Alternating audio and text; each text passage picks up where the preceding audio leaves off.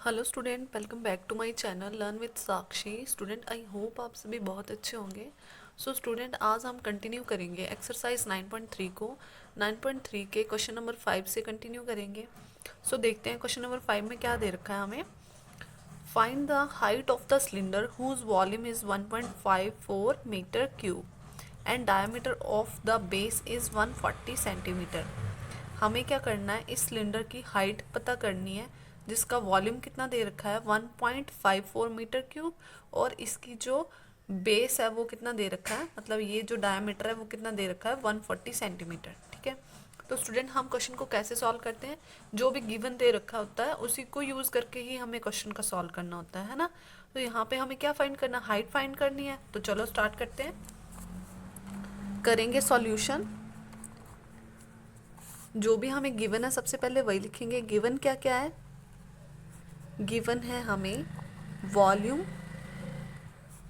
Of cylinder हमें दे रखा है, कितना दिया हुआ है वो लिख लेंगे 1.54 मीटर क्यूब, यही दे रखा है। और इसका क्या दे रखा है हमें, डायामीटर दे रखा है साथ में, diameter of base is equals to 140 centimetre. Right, तो हमें क्या करना है, यहाँ से डायमीटर से हम क्या कर सकते हैं, रेडियस फाइंड कर सकते हैं। रेडियस क्या होता है, हाफ ऑफ डायमीटर। तो क्या होगा 140 डिवाइड में 2, डिवाइड करेंगे तो बनेगा 70 सेंटीमीटर। डन। अब यहाँ पे देखोगे आप स्टूडेंट, जो वॉल्यूम ऑफ द सिलेंडर दे रखा है ना हमें, वो मीटर क्यूब में दे रखा है ना। और जो डायमीटर और हमने रेडियस फाइंड किया वो तो सेंटीमीटर में दे रखा है। तो हम किसी एक को कन्वर्ट कर लेंगे, या तो इसे कन्वर्ट कर लें या इसे कन्वर्ट कर लें। तो हम सेंटीमीटर से मीटर में कन्वर्ट कर लेंगे। तो जब हम सेंटीमीटर से मीटर में कन्वर्ट करेंगे तो हम क्या करेंगे, सेंटीमीटर को 100 से डिवाइड कर देंगे, है ना, मीटर में कन्वर्ट हो जाएगा। अब देखो यहाँ से एक जीरो से एक जीरो कट गया, तो हमारे पास क्या बचा, 7/10 मीटर, ये हमारे पास बचा रेडियस। ठीक है, अब हमें निकालना क्या, हमें तो हाइट फाइंड करनी है। तो जो भी गिवन होगा तो उसी का ही यूज़ करेंगे। तो हमें पता है कि वॉल्यूम ऑफ द सिलेंडर क्या होता है, उसका फॉर्मूला लिखेंगे। Volume of cylinder is equals to क्या होता है, ये फॉर्मूले आपको लर्न होने चाहिए, पाई आर स्क्वायर एच होता है ना।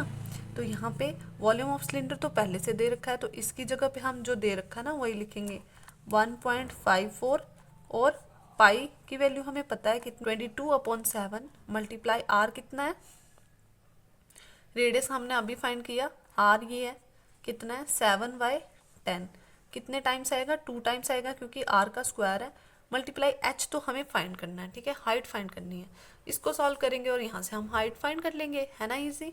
तो स्टार्ट करो, फाइंड करो।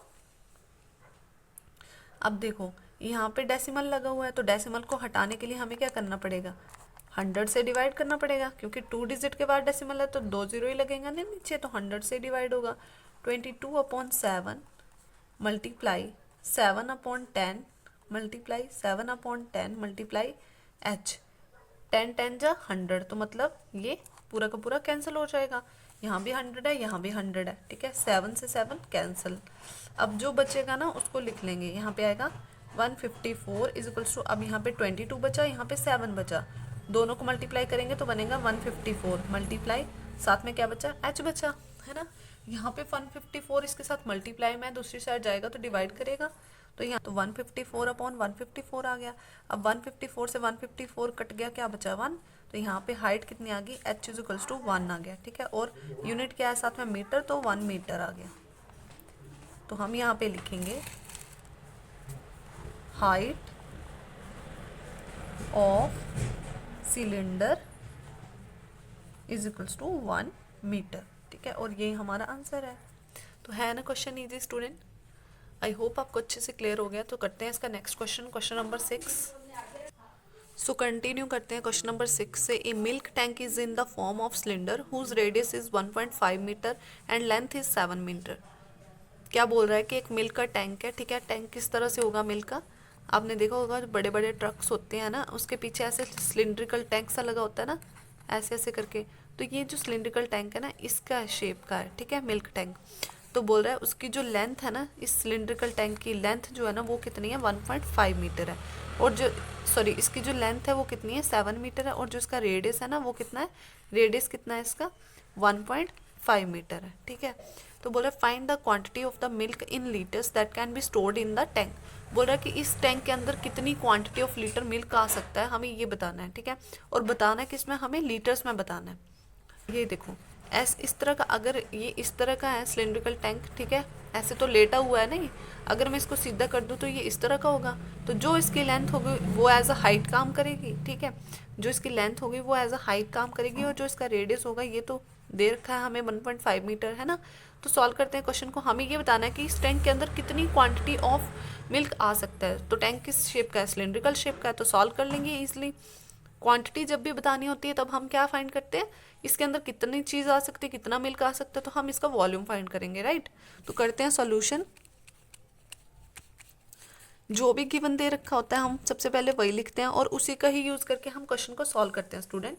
तो सबसे पहले हमें यहाँ पे जो दे रखा है ना हम वही लिखेंगे। तो रेडियस ऑफ सिलेंडर दे रखा है तो हम लिखेंगे radius of cylinder, cylindrical tank भी लिख सकते हो आप। यहाँ पे कितना दे रखा है हमें 1.5 मीटर दे रखा है। ठीक है, और क्या दे रखा है, लेंथ ऑफ सिलेंडर दे रखा है, बट लेंथ, ये जो सिलेंडर की लेंथ होगी अगर मैं इसको स्ट्रेट कर दूं, खड़ा कर दूं, तो ये एज अ हाइट काम करेगा। तो यहाँ पे आप इसको लेंथ लिखो या हाइट लिखो, आपकी चॉइस है ना। तो मैं यहाँ पे लिख रही हूँ length of cylindrical tank is equals to 7 metre, और इसको हम हाइट भी बोलते हैं, तो एच से मैंने इसको डिनोट भी कर दिया साथ में। ठीक है, और ये रेडियस है तो आप रेडियस को आर से डिनोट करते हो। ठीक है, अब हमें क्वांटिटी ऑफ मिल्क बताना, तो हमें क्या फाइंड करना है, वॉल्यूम ऑफ सिलेंडर, क्योंकि टैंक जो वो सिलेंड्रिकल शेप का है, तो क्या होगा, वॉल्यूम का फॉर्मूला आपको हमेशा लर्न होना चाहिए, जितने भी फॉर्मूले आपको लर्न होने चाहिए। ठीक है, तो यहाँ पे आ जाएगा पाई की वैल्यू कितनी होती है 22/7 होती है। अब यहाँ पे आर कितना है, आर तो हमें दे रखा है कितना 1.5 है, मल्टीप्लाई, फिर आर 2 टाइम आएगा क्योंकि आर का स्क्वायर है तो 2 बार लिखेंगे। एच क्या है हमें मालूम है 7 है, 7 से 7 कैंसिल हो रहा है, यहाँ पे बचा 22 मल्टीप्लाई 1.5 है, तो डेसिमल को हटाना तो क्या होगा 10 से डिवाइड होगा, यहाँ पे 15 बन जाएगा, 10 से डिवाइड हो जाएगा। ठीक है, अब यहाँ पे आप देखो कैंसिल हो रहे हैं क्या, यस हो रहे हैं, 5 2 जा 10 एंड 5 3 जा 15, 5 2 जा 10 एंड 5 3 जा 15 कैंसिल हो गया।